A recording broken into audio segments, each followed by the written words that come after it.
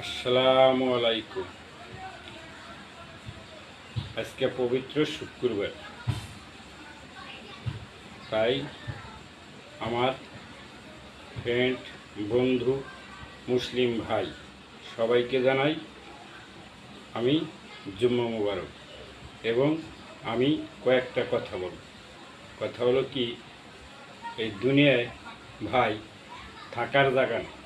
যে কোনো সময় আমরা, যে কোনো মানুষ ডাক আসলে চলে যেতে পারে, বাধ্য। বলছে আসার সিরিয়াল আছে, যাওয়ার কোনো সিরিয়াল নেই। যেমন আমার সামনে ছোট ছোট মানুষ মারা গেছে, এবং কি আবার অনেক বড় মানুষ, অনেক ছোট মানুষ রয়েছে, বড় মানুষ মারা গেছে।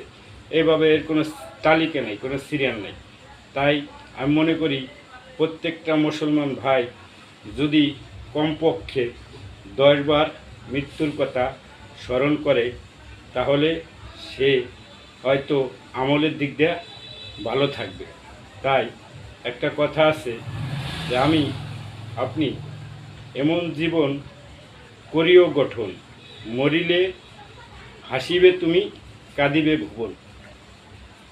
তাই এমন জীবন আমাদের গঠন করা উচিত, যে জীবনে কারো প্রতি হিংসা, নিন্দা, বড়াই, দাপট এগুলা না থাকে।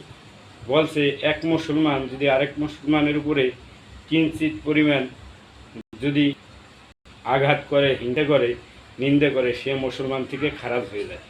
তাই ভাই সাবধান, আমরা যেন কারোর সাথে কেউই বেইমানি, প্রতারণা, ছলনা এগুলো না করি।